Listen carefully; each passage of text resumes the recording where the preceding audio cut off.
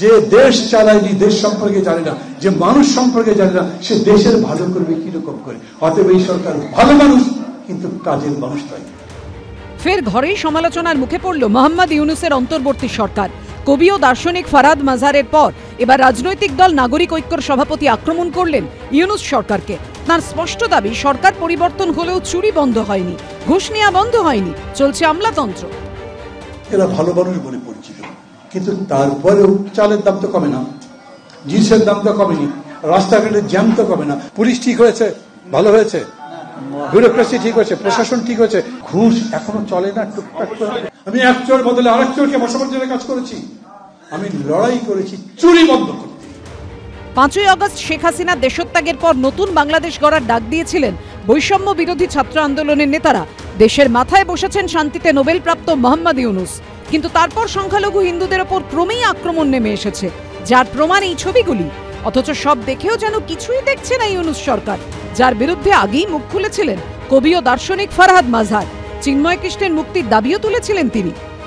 আমি শুধুমাত্র বিনীত অনুরোধ জানাবো যে চিন্ময় কৃষ্ণ দাসীর বিরুদ্ধে সত্যিকারে কোনো অভিযোগ না থাকে, প্রথম কাজ হচ্ছে তাকে মুক্তি দেওয়া। আমার তাকে কোনোভাবেই বাংলাদেশের রাষ্ট্রদ্রোহী বলে মনে হয়নি। তাদের কিছু অভিযোগ আছে এবং এর আগে বিভিন্ন রকম রাজনৈতিক দলগুলো তাদেরকে ব্যবহার করেছে, অত্যন্ত খারাপভাবে ব্যবহার করেছে। এমনকি বাংলাদেশের প্রধান বিচারপতি সৈয়দ রেফাত আহমেদকেও কার্যত ইউনূস সরকারকে রাজধর্ম পালনের কথা মনে করিয়ে দিয়ে বলেছিলেন, কেউ যাতে ন্যায় বিচার থেকে বঞ্চিত না হয় তা নিশ্চিত করতে হবে। আইনজীবীরা সংবিধানের প্রথম সারির রক্ষক, আইনজীবীরা কণ্ঠহীনদের প্রতিনিধিত্ব করেন, ন্যায় ও সত্য প্রতিষ্ঠায় অসীম ভূমিকা রাখেন আইনজীবীরা। আর এবার নাগরিক ঐক্যর সভাপতি সরাসরি বললেন, দেশের সরকার পরিবর্তন হলেও চুরি ঘুষ থামেনি। আমি লড়াই করেছি আমার অবস্থা বদলাতে, আমি দেশটা ভালো বানাতে চাই, ভালো হয়ে যাও সবাই। আমি এই জন্যই বলি, এই যে সরকারটা, এই সরকার এই কাজগুলো করতে পারেনি, রাজনীতি তো কোনোদিন করেনি।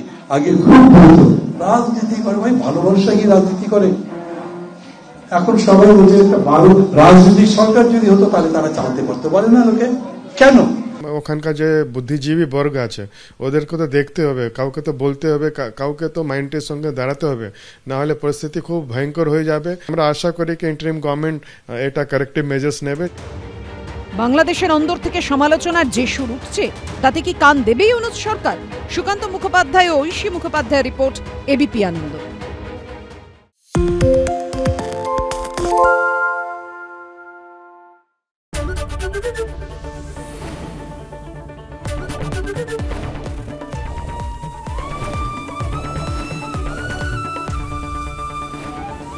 এবিপি আনন্দ, এগিয়ে থাকে, এগিয়ে রাখে।